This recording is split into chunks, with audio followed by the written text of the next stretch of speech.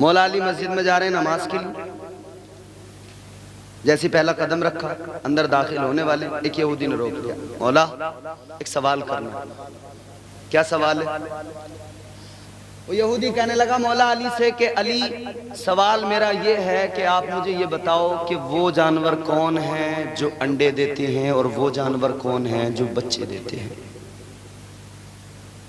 यहूदी ये चाहता था कि मैं जब सवाल करूंगा तो मौला अली मस्जिद में नमाज के लिए जा रहे हैं, मैं सवाल करूंगा, अली रुकेंगे, सवाल का जवाब देंगे। अगर सवाल का जवाब नहीं दिया, कहने लगे अगर ये कहेंगे कि मैं नमाज के बाद सवाल का जवाब दूंगा तो फिर मैं कह दूंगा अली ने फौरन जवाब नहीं दिया, अली को इतना इल्म नहीं है। और अली रुक गए, सवाल का जवाब देने लगे तो थोड़ा टाइम तो लगेगा गिनने में कि कौन से अंडे देने वाले हैं, कौन से बच्चे देने वाले हैं, तो फिर अली की नमाज छूट जाएगी। मकसद उसका दोनों तरह से यही था कि मैं अली को या तो नमाज से रोक लूं या फिर मैं अली को बदनाम कर दूं कि अली को आता जाता कुछ भी नहीं। मगर जिसने मुस्तफा की बारगाह में तरबियत पाई हो,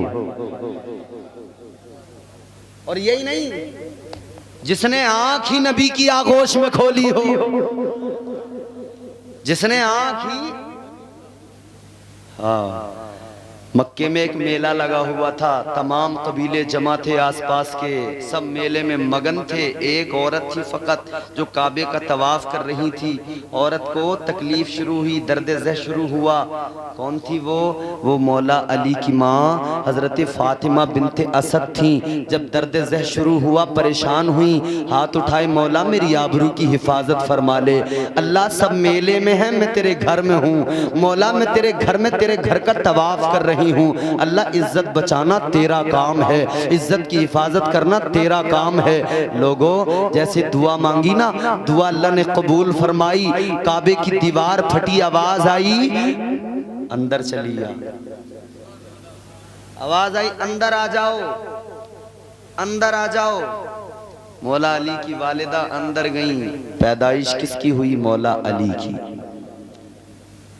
काबे के अंदर पैदा होने वाली शख्सियत को मौला अली कहते हैं। वो शख्सियत जो पैदा भी मस्जिद में हुआ, क्योंकि ये काबा जो है ये भी तो मस्जिद हराम है ना, तो जो पैदा काबे में हो, जिसकी शहादत मस्जिद में हो, उसे वलियों का इमाम कहते हैं।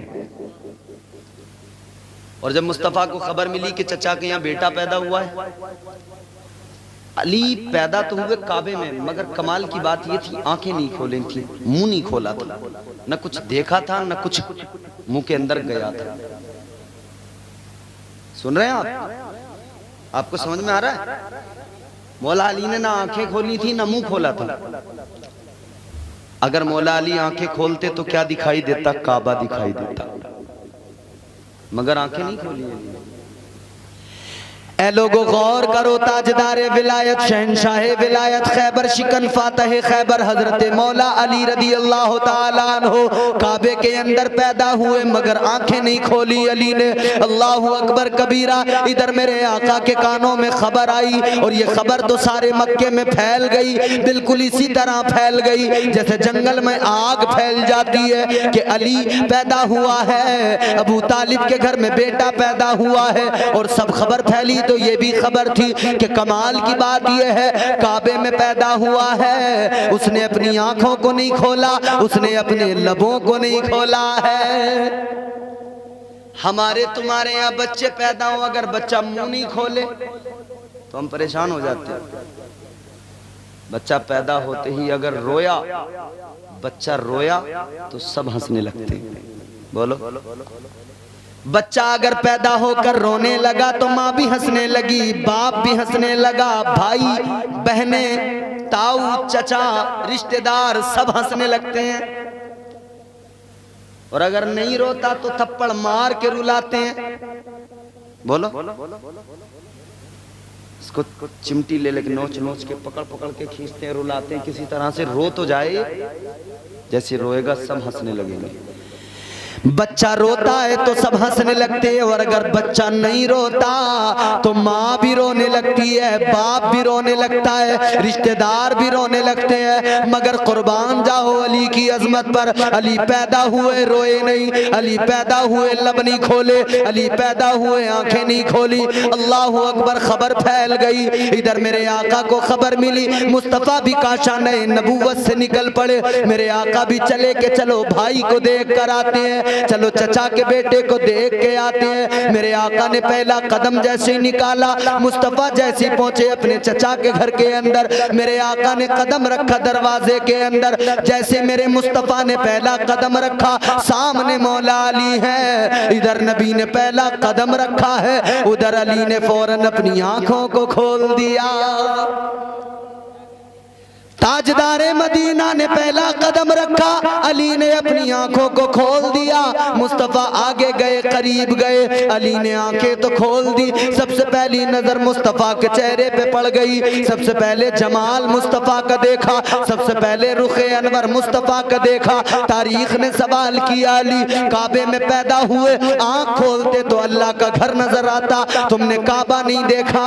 अली ने जवाब दे दिया और दुनिया को बता दिया, अली की तमन्ना ये थी, अली की सबसे पहली नजर अगर पड़ेगी तो अली की नजर मुस्तफ़ा के जमाल पे पड़ेगी, रुखे मुस्तफ़ा पे पड़ेगी, उस चेहरे पे पड़ेगी जिसके रुखसारों को कुरान ने बद्दुआ कहा, उस चेहरे पे नजर पड़ेगी जिस चेहरे वाले की आंखों को कुरान ने माज़ागल बसर कहा, उस पर नजर पड़ेगी, उस अल्लाह के हबीब पे नजर पड़ेगी जिसके सीने को अलम नशरह लक सदरक कहा गया। मौला अली ने आंखों को खोल दिया, दीदार पहले सबसे पहले मुस्तफ़ा का हुआ। मेरे आका आगे बढ़े, अली के करीब आए तो भाई को देखा, प्यार आने लगा। मौला अली को जब देखा ना हुजूर ने तो प्यार आया, मोहब्बत। यकीनन जब आप जाते हो कहीं किसी अपने रिश्तेदार को, अपने भतीजे को, अपने बेटे को जब देखते हो तो प्यार आता है ना। हुजूर को भी प्यार आया, हुजूर ने यूं मौला अली की गोद में ले लिया आगोश में। आगोश मुस्तफ़ा की, आगोश में कौन है? मौला अली। मौला अली को यूं मेरे आका ने आगोश में लिया, गोद में लिया, देख रहे हैं, चेहरे पे नजर डाल रहे हैं, मोहब्बत बड़ी है। सरकार ने थोड़ा करीब कर लिया, सरकार ने थोड़ा, बैठ जाओ बेटा, बैठ जाओ, बैठ जाओ आराम से। यूं सरकार के हाथों में मौला अली, हुजूर को प्यार आया, मोहब्बत बढ़ी, आका ने थोड़ा करीब कर लिया, और प्यार बढ़ा, और थोड़ा करीब कर लिया, और मोहब्बत बढ़ी, और थोड़ा करीब कर लिया। इतना करीब किया, इतना करीब किया कि मुस्तफ़ा ने अपने लबों को अली के लबों से लगा दिया। अली के लबों से लगा दिया, मुस्तफ़ा के लब अली के लब से लगे। जैसे ही मुस्तफ़ा के लब अली के लबों से लगे ना, अली ने फौरन अपना मुंह खोल दिया। अली ने मुंह खोला तो मुस्तफ़ा ने अली के मुंह के अंदर अपनी ज़बान दाखिल फरमा दी, और जैसे ज़बान मुस्तफ़ा, ज़बान नबुव्वत मौला अली के मुंह के अंदर आई तो अली ने फौरन चूसना शुरू कर दिया।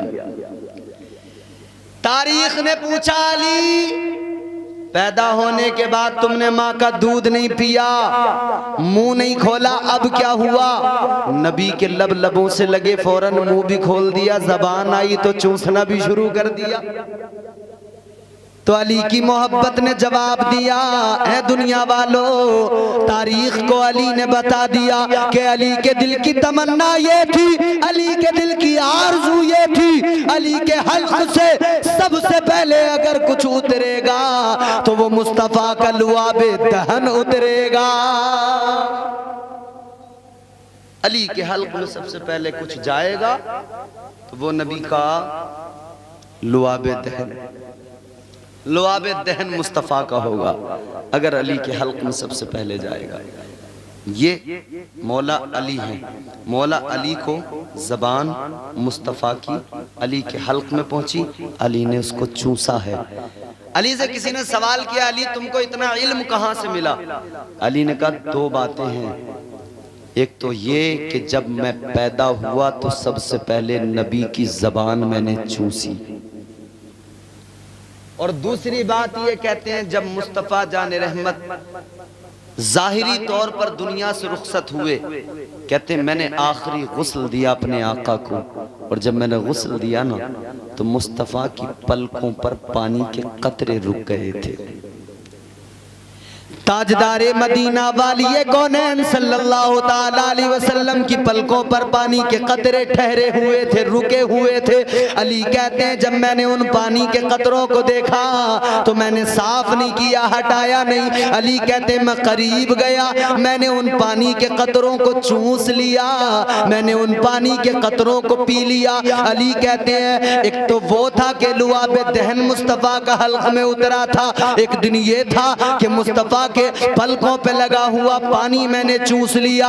ये दो अमल मेरी जिंदगी के ऐसे कि अल्लाह ताला ने मुझे बेपनाह इल्म अता फरमा दिया और इल्म शहर का दरवाजा बना दिया, इल्म के शहर का दरवाजा मुझे बना दिया। ए लोगों गौर तो करो, जरा सोचो तो सही, वो मुस्तफ़ा जिनके पलकों पे पानी के कतरे हो, जिसमें मुस्तफ़ा से पानी लग जाए, अली उसको पी ले, अली को इल्म इतना मिल जाए कि मुस्तफ़ा कहते हैं ना मदीनतुल इल्मी वालियुन बाबूहा। तो जब पानी का ये आलम है, उस पानी का जो नबी के जिस्म से लग जाए तो फिर गौर करो तुम्हारे मेरे नबी का आलम क्या होगा,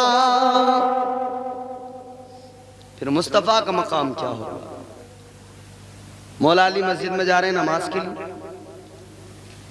जैसे पहला कदम रखा अंदर दाखिल होने वाले एक यहूदी ने रोक लिया, मौला एक सवाल करना। क्या सवाल है? वो यहूदी कहने लगा मौला अली से कि अली सवाल मेरा ये है कि आप मुझे ये बताओ कि वो जानवर कौन हैं जो अंडे देते हैं और वो जानवर कौन हैं जो बच्चे देते हैं। यहूदी ये चाहता था कि मैं जब सवाल करूंगा तो मौला अली मस्जिद में नमाज के लिए जा रहे हैं, मैं सवाल करूंगा, अली रुकेंगे, सवाल का जवाब देंगे। अगर सवाल का जवाब नहीं दिया, कहने लगे अगर ये कहेंगे कि मैं नमाज के बाद सवाल का जवाब दूंगा तो फिर मैं कह दूंगा अली ने फौरन जवाब नहीं दिया, अली को इतना इल्म नहीं है।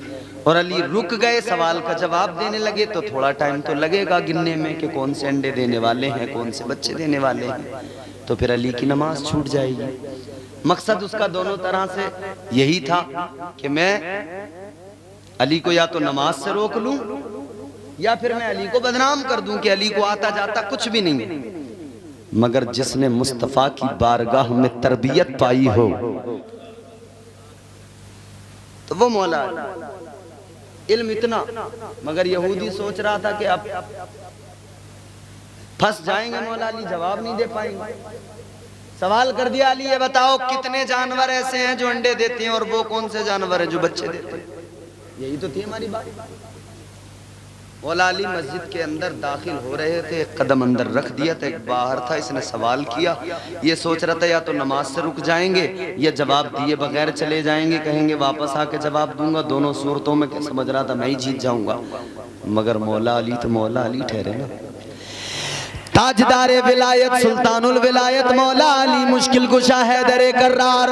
आपने जैसे उसका सवाल सुना, मौला अली ने इरशाद फरमाया, ओ सवाल करने वाले सुन ले, मैं तुझे जवाब दे रहा हूँ। अली ने फौरन जवाब दिया। अली ने फरमाया जिनके कान अंदर होते हैं वो अंडे दिया करते हैं, जिन जानवरों के कान बाहर होते हैं वो बच्चे दिया करते हैं। तू इधर बैठ के गिनती करना शुरू कर, मैं अभी नमाज पढ़ के आता हूँ।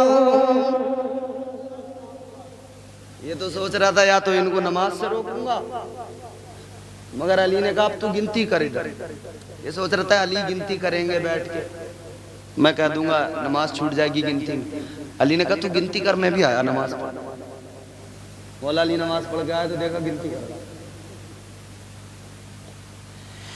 ऐ लोगो ये मौला अली की शान है, ये ताजदार विलायत का मकाम है, ये मौला अली का मकाम है। तो मौला अली की मोहर लगती है तब कोई वली बना करता है, मौला अली मोहर लगाते हैं तब किसी को विलायत मिला करती है। मौला अली को अगर कोई छोड़ दे तो वली नहीं बन सकता है। विलायत के तमाम सिलसिले मौला अली पे जाकर रुकते हैं। ऐ मेरे अजीजों, अब जरा मौला अली की जिंदगी भी देख लो, मौला अली के फजाइल तो सुन लिए, मौला अली की जिंदगी पे भी नजर डाल लो। मौला अली वो है जो रातों को मुसल्ला बिछाकर अल्लाह की बारगाह में इबादत किया करते हैं, अल्लाह की बारगाह में सजदे किया करते हैं। मौला अली वो है जो भूख को बर्दाश्त करते हैं मगर नबी की शरीयत पे अमल करते हैं। फाकों में जिंदगी भले गुजर जाए मगर सजदों का एहतमाम करते हैं। मौला अली वो है जो हर वक्त अल्लाह से तौबा किया करते हैं। मौला अली वो है जिनके दिल में अल्लाह का खौफ है और अल्लाह के खौफ की सबब आंसू बहाते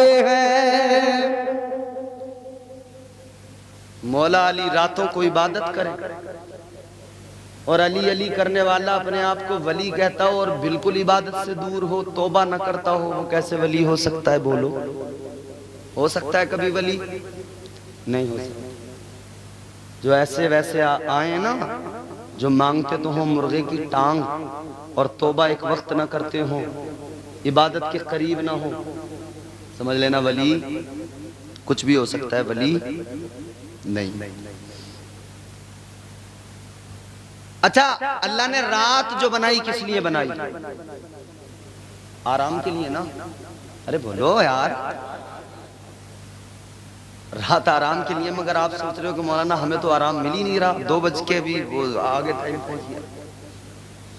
हाँ देखो 3:15 हो गया। सोच रहे होगे कि आराम के लिए रात बनाई है अल्लाह ने, हमें तो आराम ही नहीं मिला आज की रात में। रात सुकून के लिए, रात सुकून के लिए, रात आराम के लिए। मगर सुनो, रात अल्लाह ने बनाई है सुकून के लिए, रात अल्लाह ने बनाई है आराम के लिए। मगर गौर करो मेरे अजीजों, ये अपना अपना मामला है। किसी को बिस्तर पे सो के आराम मिलता है, किसी को नबी का जिक्र करके आराम मिलता है, किसी को रात में सोकर सुकून मिलता है, किसी को सजदे में सर रख कर अल्लाह की बारगाह में आंसू बहाने में सुकून मिलता है। सुकून के लिए है, जिसे जैसे सुकून मिलता है वो वैसे सुकून हासिल कर रहा है। मगर जिसे इश्क हो, जिसे इश्क हकीकी की लज्जतें मिल जाएं, अल्लाह से मोहब्बत हो, रसूल अल्लाह से मोहब्बत हो, उसकी कैफियत क्या होती है? हजरत बायजीद बुस्तामी रहमतुल्लाह अलैह, एक बड़े वली का नाम बता रहा हूं मैं तुम्हें, हजरत बायजीद बुस्तामी रहमतुल्लाह अलैह। आप बाजार गए, एक गुलाम खरीद के लाए, गुलाम खरीद के घर पे लेके आए। आपने गुलाम से कहा तेरा नाम क्या है? गुलाम ने कहा हुजूर गुलामों के क्या नाम क्या पहचान, मगर फिर भी आप पूछ रहे हैं तो मेरा नाम असलम है। क्या नाम है? मैं आपसे इसलिए कहलवाता हूं कि आप बेदार भी रहे, वरना नींद आ जाती है तो मामला बड़ा खराब हो जाता है। कहता कुछ है बंदा और समझ में कुछ आता है। मिसाल के तौर पे मैं कहूं कि दिल्ली में एक कुतुब मीनार है, तो नींद जिसे आ रही हो वो समझ बैठे कि दिल्ली में एक कुत्ता बीमार है, तो बड़ा मसला हो जाता है, तो नींद काम खराब कर देती है। आखिरी बातें अर्ज कर रहा हूं, जरा तवज्जो से सुन लो और दिल लगा के बोलो सुभान अल्लाह। हजरत बायजीद बुस्तामी रहमतुल्लाह अलैह गुलाम खरीद के लाए। आपने गुलाम से फरमाया एक ड्यूटी है, एक ही काम करना है। गुलाम कहने लगा हुजूर काम क्या है? आपने फरमाया जब मैं सुबह को फजर की नमाज पढ़ूंगा तो तुझे फजर से पहले मुझे वुजू कराना है। का और कोई काम नहीं होता। गुलाम तो खुश, का भाई मजे की कटेगी, यहाँ तो एक ही काम। अच्छा, आप किसी मजदूर को पकड़ के लाएं घर में काम कराने के लिए और आप उससे कहेंगे भाई तेरा काम कुछ नहीं है, बस तू एक वक्त मुझे वुजू करा दे, या आपका घर बन रहा हो, आप उससे कहते हैं तेरा काम कुछ नहीं है, दिन में सिर्फ एक ईंट उठा के ऊपर पहुंचा दे, वो कहेगा भाई वाह क्या कहूं। अच्छा वो वाला तो मामला यहाँ अभी बंद है ना। चलो खैर, अल्लाह से दुआ करो या मेरे मौला खुलवा दे धोला। याद रखना मेरे अजीजों, अगर कोई आपके यहाँ पर मजदूर काम करने आए, काम ना करे, आप उसको रखते नहीं हो, नौकरी देते नहीं हो, तनख्वाह देते नहीं हो, मगर गुलाम जो खरीदा हजरत बायजीद बुस्तामी ने, आपने फरमाया एक ही ड्यूटी है, एक ही काम है। कहने लगा हुजूर काम क्या है? आपने फरमाया बस मुझे फजर में वुजू कराना है। इसने कहा मौज आएगी, बड़ा मजा आएगा, जिंदगी आराम में कटेगी, एक वक्त वुजू कराना है, बात खत्म है, पूरे दिन फ्री। अल्लाह अकबर कबीरा। अब ये रात को इसने क्या किया कि हजरत के हुजरे के बाहर बिस्तर लगा दिया। इसने सोचा कि टाइम से उठना है, वक्त पे उठूंगा, हजरत के हुजरे के बाहर बिस्तर लगाऊंगा तो वक्त पे उठ के बस फौरन फजर में वुजू करा दूंगा। कहीं ऐसा ना हो इधर उधर सो गया तो उठ के आ ना पाया। इसने कहा यही सो जाओ, हुजरे के बिल्कुल दरवाजे पे। इसने अपना बिस्तर लगा दिया, उधर अल्लाह वाले का दरवाजा बंद। ये इधर अपने बिस्तर पे लेटा, मगर इसे रात में आवाजें आने लगी, अल्लाह अल्लाह अल्लाह अल्लाह अल्लाह अल्लाह की सदाएं अल्लाह वाले के हुजरे से निकल रही है। सारी रात अल्लाह अल्लाह का जिक्र होता रहा, सारी रात अल्लाह की सदाएं आती रही। गुलाम समझ गया अल्लाह वाले ने सारी रात आराम नहीं किया, बल्कि सारी रात अल्लाह अल्लाह में गुजार दी है। ये वलियों पे भौंकने वाले सारी रात बिस्तरों पे पड़े सोए रहते हैं, फिर वलियों पे भौंका करते हैं। अरे वलियों का मकाम तो ये है कि ये सारी सारी रात जाग कर अल्लाह अल्लाह करते रहे, जिंदगियां अल्लाह अल्लाह में गुजार दी। अल्लाह ने भी ये शान अता फरमाई, ऐ मेरे वलियों सुनो, तुमने मुझे राजी किया, अब मैं कायनात को तुम्हारे दर पे ला के खड़ा कर दूंगा। यूं ही नहीं आते लोग, इनकी मोहब्बत यूं ही नहीं दिल में आ जाती। अल्लाह डालता है। कौन डालता है? अल्लाह डाले तो कोई मुल्ला निकाल सकता है? फिर पजामा का चाहे जितना ऊंचा हो, जब अल्लाह ने दिल में मोहब्बत डाली तो मुल्ला की क्या मजाल के दिल से मोहब्बत निकाल सके। उजले कपड़ों में सिकंदर हो जरूरी तो नहीं। चार मिसरे पढ़ लो, हिंदुस्तान में जहां भी पढ़े अल्हम्दुलिल्लाह, पूरे मुल्क में तकरीबन मेरी तकरीरें हो चुकी हैं और हो भी रही हैं। जहां भी पढ़े लोगों ने बड़ी मोहब्बत से सुने। जाइस वालों को देखता हूँ, चौथे मिसरे का एहतराम करेंगे या नहीं, इस्तकबाल करेंगे या नहीं। क्या भाई, ये हमारे इफ्तिखार भाई, अल्लाह इन्हें सलामत रखे, बड़ी अच्छी आदत है, बड़ा अच्छा अखलाक है इनका। नाजिम साहब शायद चले गए, बड़ी अच्छी निजामत कर रहे थे वो भी। चौथा मिसरा आपकी तवज्जो पूरी है? बोलो, सुना दूं या रोक लूं? जोर से बोलो, रोक लूं सुना दूं? तो जोर से बोलो सुभान अल्लाह। उजले कपड़ों में सिकंदर हो जरूरी तो नहीं। कपड़े देख के कभी इंप्रेस मत होना। बड़े बड़े झूठे आदमी बड़े बड़े सफेद लिबास पहनते हैं, एक एक नंबर के मक्कार, झूठे, काजिब, हराम खाने वाले, डकार भी नहीं लेते, पूरा सफा कर जाते हैं और लिबास बड़ा चमकीला, बिल्कुल कड़क स्त्री, कड़कदार कपड़े। और मोहल्ले वाले भी उस हराम के खाने वाले इंसान को इतनी अहमियत देते हैं। आइए कुर्सी पे बैठिए, आइए। अरे इस दौर में गरीब क्यों ना हो इंसान, अगर अल्लाह ने उसे तौफीक दी ना ये वाली कि वो हराम से बचे और हलाल के लुक़्मे खाए, समझ लेना वो इस दौर का वली है। वली इस दौर में हराम से बचना बहुत जरूरी है। उजले कपड़ों में सिकंदर हो जरूरी तो नहीं, मैले कपड़ों में कलंदर भी तो हो सकता है। अब सुनना चौथा मिसरा, उजले कपड़ों में सिकंदर हो जरूरी तो नहीं, मैले कपड़ों में कलंदर भी तो हो सकता है। जिस भिखारी को हिकारत से पुकारा तू उसके कासे में समंदर भी तो हो सकता है।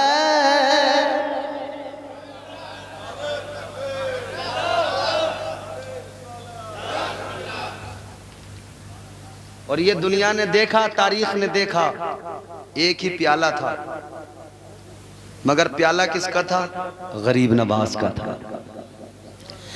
हम पे आदे हैं वजीरों में गिने जाते हैं, चिश्तिया दर के फकीरों में गिने जाते हैं। जब से ख्वाजा ने इनायत की नजर डाली है, कांच के टुकड़े थे हीरों में गिने जाते हैं।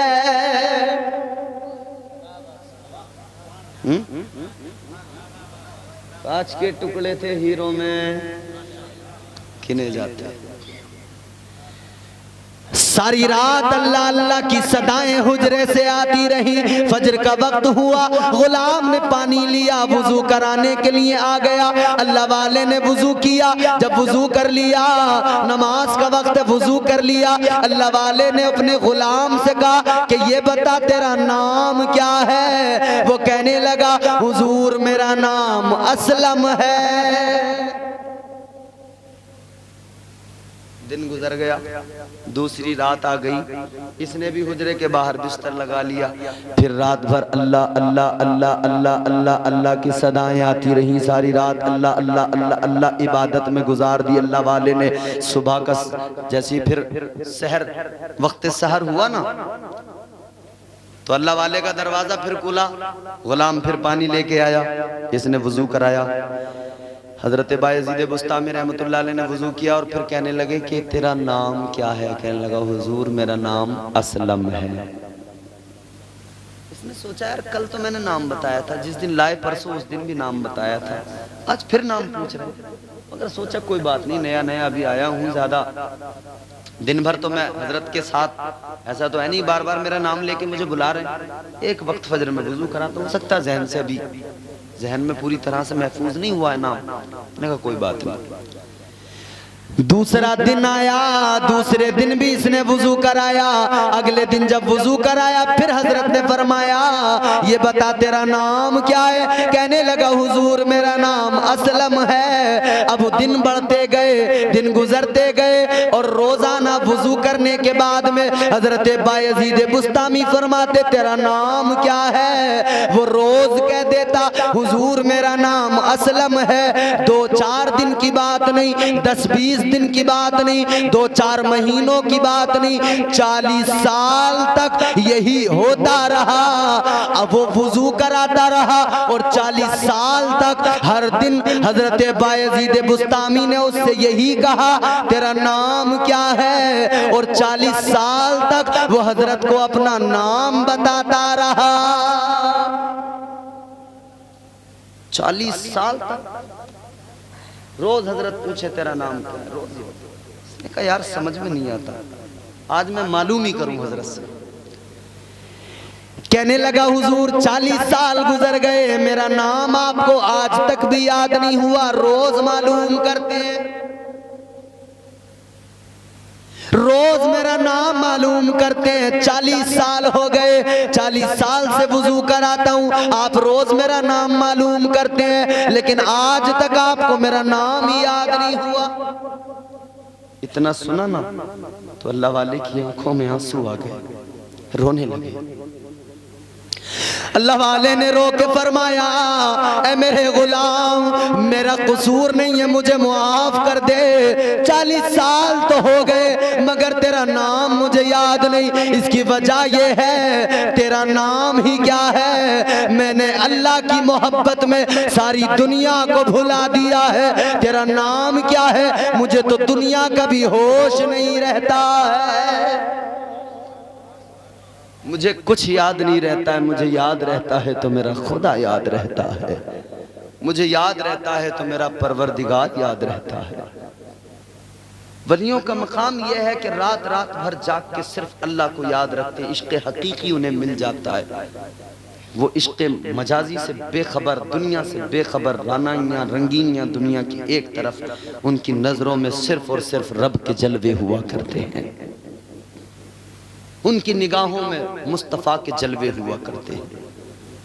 है मेरी सुन्नी कौम के नौजवानों, बुजुर्गों, आज इस रात में अल्लाह वाले के आस्थाने पे आए हो ना, तो बस इस जलसे का, इस जैसे हजारों जलसों का एक ही मकसद है कि कौम में सुधार आए, कौम बेहतर बने, मुआशरा बेहतर बने।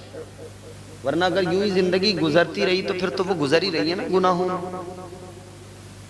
गुनाहों में तो गुजर ही रही है ना। बोलो भाई, गुनाहों में ही गुजर रही है ना। क्या है हमारे पास बख्शिश के लिए अमाल? कुछ भी तो नहीं ना। याद रखना, अगर कल क़यामत के दिन अल्लाह ने आमाल की बुनियाद पर, अदल की बुनियाद पर बख्शिश की, तो आमाल तो हमारे ऐसे नहीं है। हाँ, भरोसा तो बस इस बात पर है, फख्र तो इस बात पर है कि हम उम्मती मुस्तफ़ा के हैं, हम नाम लेवा मदीने वाले के हैं, हमें आका की जात पर फख्र है। आमाल पे भरोसा नहीं है, हमें मदीने के सुल्तान पे भरोसा है। मगर आमाल तो बेहतर करने पड़ेंगे ना। जिससे मोहब्बत करते हो ना, उसी मुस्तफ़ा ने फरमा दिया, नमाज मेरी आंखों की ठंडक है। उसी आका ने फरमा दिया, शराब हराम है। आज हमारे मुआशरे में एक खास बात अर्ज करके गुफ्तगू खत्म कर रहा हूं। आज हमारे मुआशरे के अंदर एक खराबी ऐसी है जो बहुत तेजी से बढ़ती जा रही है। एक खराबी ऐसी है जो बहुत तेजी से बढ़ती जा रही है। वो क्या है जानते हो? नशा। नए नए बच्चे, छोटे छोटे बच्चे नशा कर रहे हैं। छोटे छोटे बच्चे, कोई गांजा ले रहा है, कोई स्मोक ले रहा है, कोई शराब पी रहा है, कोई बियर पी रहा है। शहरों में जाते काम करने, माँ बाप भेजते हैं कि हमारा बच्चा जाएगा, कुछ कमाएगा, हमारा सहारा बनेगा, लेकिन बच्चा शहर में जाके शराबी बन गया, बच्चा शहर में जाके नशा करने लगा। क्या गुजरती होगी ना उस माँ के दिल पे, जिसने बेटे को शहर तो इसलिए भेजा था तरक्की करेगा, बेटा शहर से शराब पी के आया तो नालियों में लौट रहा है। उस बाप के दिल पे क्या गुजरती होगी जिसने बच्चे को शहर में भेजा था कामयाब होके आएगा, लेकिन ये तो बाप की इज्जत को पैरों से रौंद के आ रहा है। क्या गुजरती होगी ना उन माँ बाप के दिलों पर। औलाद माँ बाप की आंखों की ठंडक हुआ करती है, मगर उन माँ बाप से पूछो उनके सीने को कैसी ठंडक, उनके कलेजे को कौन सी ठंडक, जिनकी औलाद ही ऐसी बन जाए, शराबी बन जाए, जिनकी औलाद शराब पी के बाप को मारे, जिनकी औलाद शराब पी के माँ को गालियां दे। उन माँ बाप से पूछो, वो तो यही कहते हैं अगर पैदा ना होता तब बेहतर था। लेकिन मेरे अजीजों सुनो सुनो, शराबें छोड़ दो, नशा छोड़ दो। मुआशरे के अंदर ये खराबी इतनी ज्यादा बढ़ गई जिसने हमारे मुआशरे को बर्बाद कर दिया। छोटे छोटे बच्चे, 14-14, 15-15 साल के बच्चे नशा कर रहे हैं। हम पूरी दुनिया, हम पूरे हिंदुस्तान में घूम रहे हैं, दुनिया में तो नहीं, पूरे हिंदुस्तान आसपास के तमाम सूबे जो यूपी से लगे हुए हैं वो भी, उसके अलावा भी साउथ वगैरह में सब में जाते हैं, हम देख रहे हैं माहौल। शराब को लोगों ने फैशन बना लिया, मॉडर्निटी के नाम पर शराब पी रहे हैं लोग। कह रहे हैं कि मॉडर्न लोग शराब पिया करते हैं। शहर में काम करने गया लड़का, वहां जाके बियर पी रहा, उससे पूछो क्या है, कहने लगा टॉनिक है, टॉनिक, सेहत बनाने का टॉनिक। अच्छा, टॉनिक है? चलो मैं आपको बताता हूँ शराब कितनी गंदी चीज है। बताऊं कितनी गंदी चीज है? याद रखना मेरे अजीजों, शराब इतनी गंदी चीज है, इतनी गंदी चीज है, इतनी गंदी चीज है शराब। मेरे आका ने फरमा दिया, एक कतरा शराब का, एक कतरा शराब का अगर मोमिन के हल्क से उतर गया, मोमिन की जबान पर लग गया, उसकी गंदगी का ये आलम है। फरमाया गया उससे इतनी गंदगी हल्क में आई, इतनी गंदगी जबान में आई, इतनी गंदगी वजूद में आई, एक कतरा अगर जिस इंसान के हल्क से उतरा, 40 दिन तक न उसकी कोई इबादत कबूल होगी, न उसकी कोई दुआ कबूल होगी। शराबे पी पी के जबानें कर ली गंदी, फिर कह रहे हैं कि दुआ कबूल नहीं हो रही। साहब गंदी जबानों से दुआएं कबूल होती हैं कभी? बोलो। कह रहे अल्लाह वाले के मजार पे भी आके दुआ मांगते कुछ नहीं होता। क्या तुम्हारे शराब पीने से ये राजी होते? क्या शराब पीने से मुस्तफा राजी होते? क्या नशा करने से हुजूर राजी होते? इस जलसे में आए हो ना मेरे अजीजों, मेरा पैगाम है तुम्हें, खुद भी अपने बच्चों को भी अपने आसपास के लोगों को भी यही पैगाम देना। इस मुआशरे में जो सबसे बड़ी तबाही शराब की है, अल्लाह ताला फजल फरमाए हमारे मुआशरे से ये खराबी दूर हो जाए और इसको दूर करने में काम करना है, हमें मेहनत करनी है, अपनी नस्ल को बचाना है, अपने बच्चों को बचाना है। अगर अमल हो गया तो तकरीरें कामयाब हैं, जलसे कामयाब हैं, वरना न तकरीरें किसी काम की न जलसे किसी काम के। चाहे जितना उछलो रात भर, चाहे लंगर में 11 तो 12 देगे नहीं, तुम 12,000 देगे बना लो, बिरयानी की लंगर बांट दो। जलसों का फायदा उसी वक्त है जब जलसों से इस्लाह भी हो, जलसों से लोगों के दिल में मोहब्बत भी पैदा हो। बोलो। बिरयानियों से खाली काम नहीं चलता, याद रखना।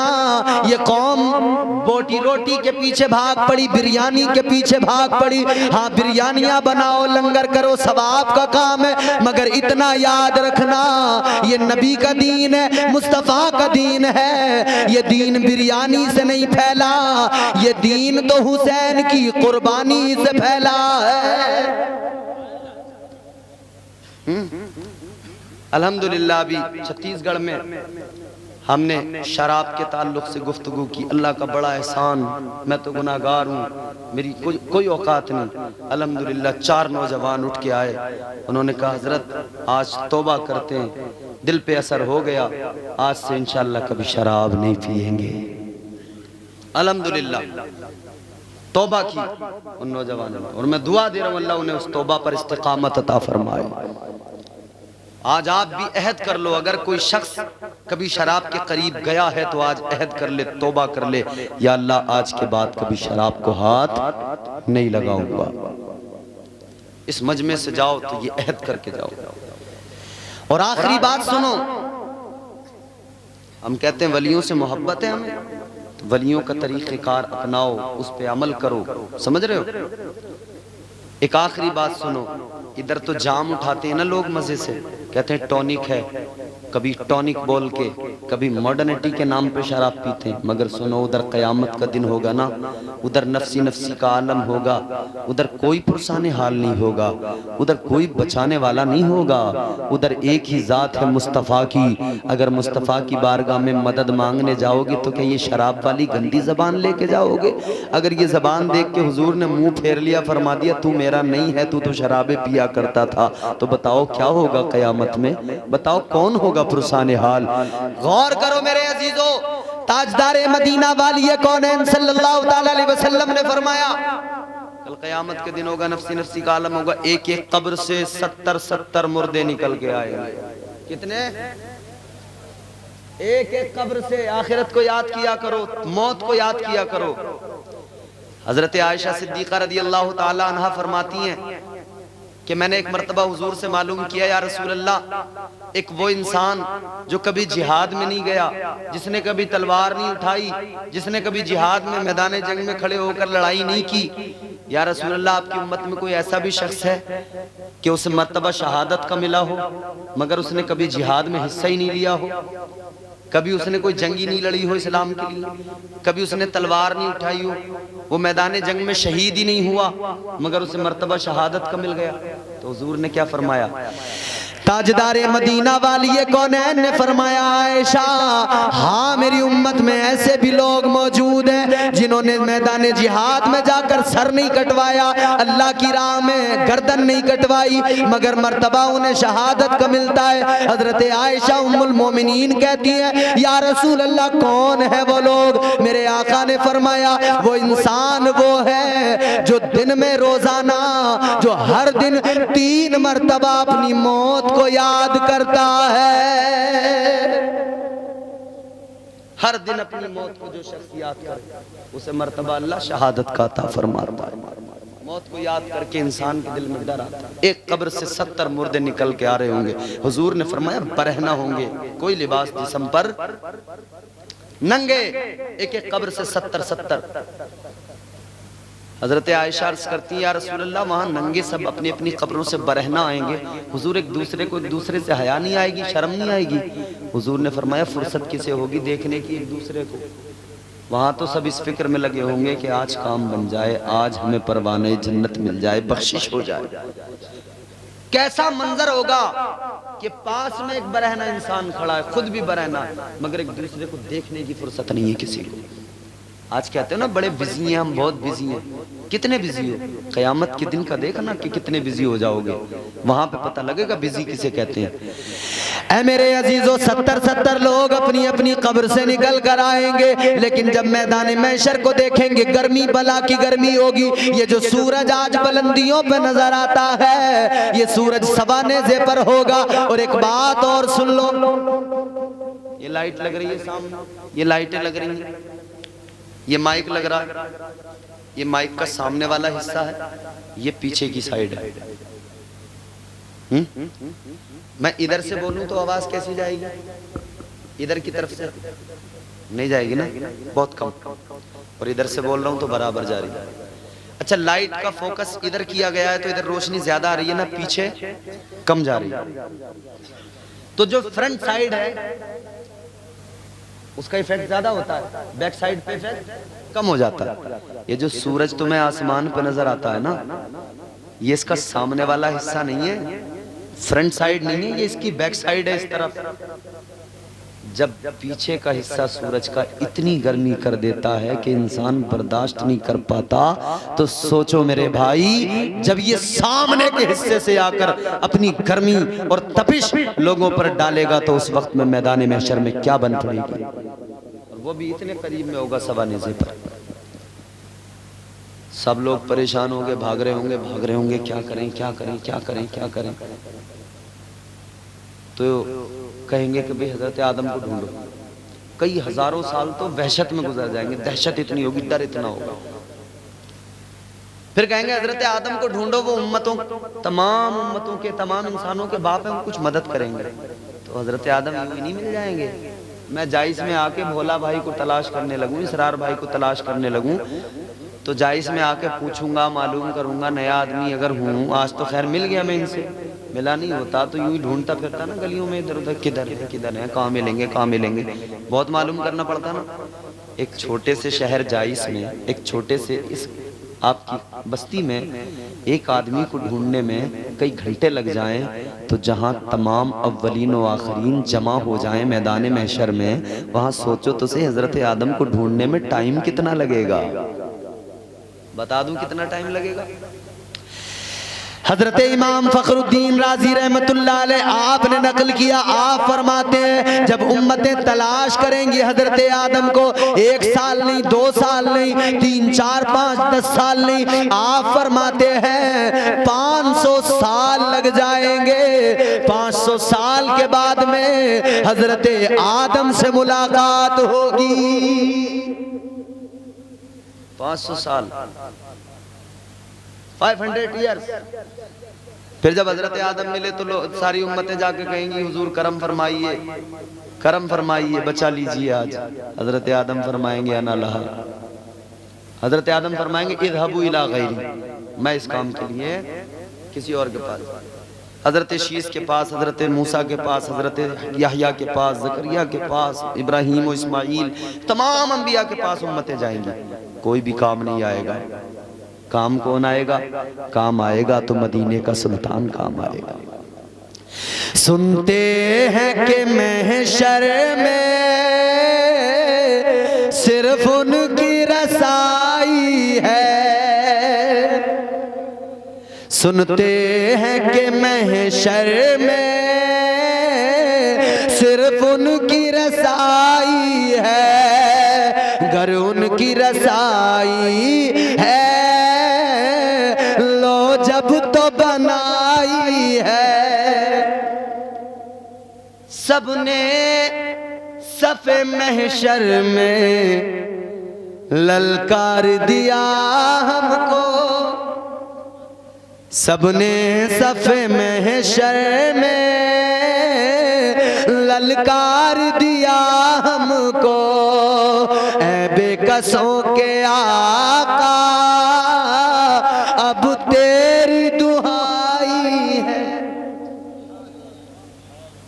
मगर सुनो, जब शराबी को जहन्नम में फेंक दिया जाएगा ना, जब शराबी को जहन्नम में डाल दिया जाएगा, तो पहले तो शराबी को जहन्नम के निचले तबके में डाला जाएगा। अब सुनो, जहन्नम में डाल दिया गया, जहन्नम की तपिश, जहन्नम की गर्मी, जहन्नम की आग, काली आग, सियाह आग, बिल्कुल अंधेरा ही अंधेरा, तारीकी तारीकी, जहन्नम में पड़ा है, जल रहा है, अजाब झेल रहा है। कहेगा मुझे प्यास लगी है, पानी चाहिए, मुझे पानी चाहिए। जबान लटक रही होगी, प्यास इतनी ज्यादा लग रही होगी, वो पानी मांगेगा। अब उसके लिए क्या इंतजाम होगा? जो जहन्नमियों का खून और पीप गंदा जो बह रहा होगा ना, जहन्नम के फरिश्ते वो लेके आएंगे, कहेंगे तू दुनिया में शराब के जाम पीता था, ले जहन्नम में अल्लाह ने तेरे लिए इसका इंतजाम किया है, इसे पी। शराबें पीने वालों, कल जब जहन्नम में डाल दिया जाएगा तो जहन्नमियों का वो गंदा खून और पीप पीने को दिया जाएगा। मुझे बताओ, क्या उसे पीने के लिए तुम तैयार हो? बताओ मुझे, क्या बर्दाश्त करोगे तुम उसे? क्या जहन्नम के अजाब को झेल सकते हो? नहीं झेल सकते। इसीलिए आज ले उनकी पनाह, आज मदद मांग उनसे, कल न मानेंगे कयामत में अगर मान गया। आज वक्त है जिंदगियां बदल डालो, आज वक्त है अपने आप को बदल डालो। वलियों की बारगाह में आए हो, फैज हासिल करना चाहते हो तो जिंदगियों में इनकलाब पैदा करो, जिंदगियों को बदलो, तरीक़े जिंदगी बदलो, अपने आप को बेहतर बनाओ। फिर इंशाअल्लाह इधर जहां से भी गुजरोगे, देखने वाला तुम्हें देख के कहेगा कि देखो मुस्तफ़ा का वफादार जा रहा है। और जब कब्र में मर के पहुंचोगे तो फरिश्ते भी कहेंगे देखो जन्नत का हकदार आ रहा है। ऐसे बन जाओ। नबी हमारे बड़ी शान वाले हैं और मुस्तफ़ा ने हमें इस उम्मत को, अल्लाह ने और उसके महबूब ने वारिस दिए हैं, हमारे वारिस ये औलिया हैं। तकरीर मेरी हो गई, बात खत्म हो गई। अब आप जरा जोर से बोलो सुभान अल्लाह। मैं आपको दो शेर सुनाता हूँ, सुनोगे?